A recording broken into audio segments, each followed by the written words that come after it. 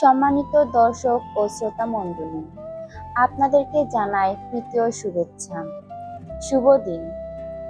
আজ শনিবার 30 আগস্ট 2025 খ্রিস্টাব্দ।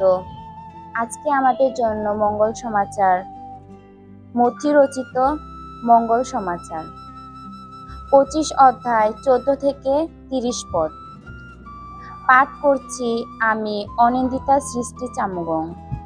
পাঠের শিরোনাম যোগ্য ও অযোগ্য কর্মচারীর উপর উপমা কাহিনী।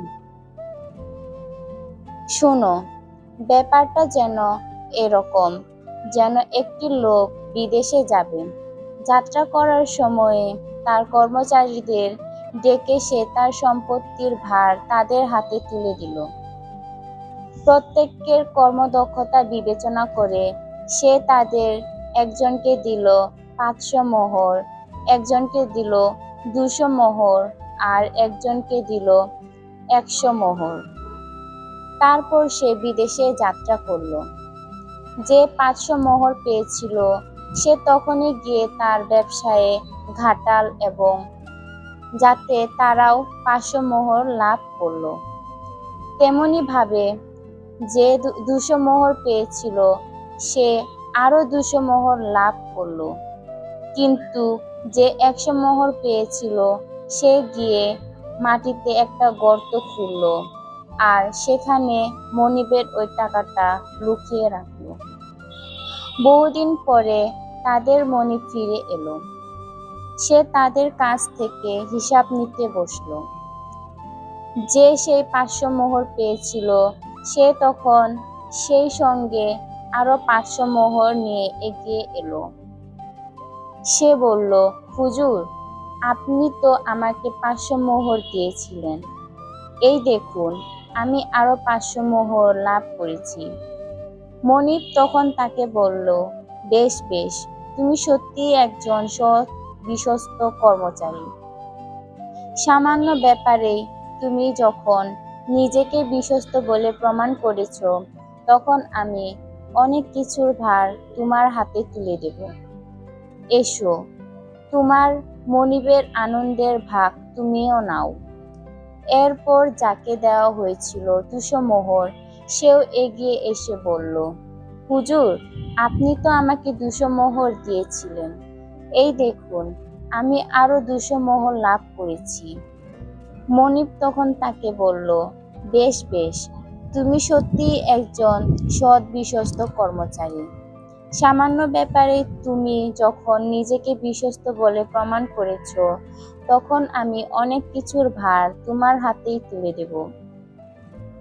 এসো, তোমার মনিবের আনন্দের ভাগ তুমিও নাও। এরপর যে লোকটি 100 মোহর পেয়েছিল সে এগিয়ে এসে বলল, হুজুর, আমি তো জানতাম আপনি বড় কঠোর প্রকৃতির মানুষ। যেখানে আপনি বীজ বোনেননি সেখানকার ফসলও আপনি কেটে আনেন, আবার যেখানে আপনি কোনো কিছু ছড়িয়ে দেননি সেখান থেকেও আপনি সব কিছু কুড়িয়ে আনেন। তাই ভয় পেয়ে আমি তখন গিয়ে আপনার ওই 100টা মোহর মাটির নিচে লুকিয়ে রাখলাম। এই দেখুন আপনার জিনিস আপনারই আছে। উত্তরে মনিব বলল, কি বদমাশ, কুঁড়ে কর্মচারী তুই নাকি জানতিস যে আমি যে বীজ বুনিনি সেখানকার ফসলও কেটে আনি, আর যেখানে কোনো কিছু ছড়িয়ে দেয়নি সেখান থেকেও আমি সব কিছু কুড়িয়ে আনি। কাজেই তোর উচিত ছিল মহাজনদের কাছে আমার ওই টাকাটা জমা রাখা, তাহলে আমি ফিরে এসে সুদ সমেত আমার সব কিছু ফেরত পেতাম। কই, তোমরা ওর কাছ থেকে ওই মোহরগুলো নিয়ে নাও, আর যার 1000 মোহর আছে তাকেই দিয়ে দাও।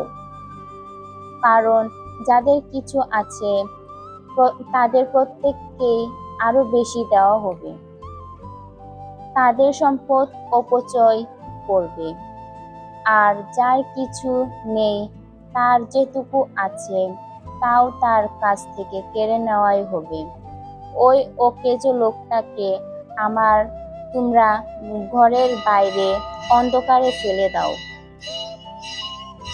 সেখানে শোনা যাবে শুধু কান্না আর দাঁত ঘষাঘষি। খ্রিস্টের বাণী। খ্রিস্টপ্রভু তোমার প্রশংসা হোক।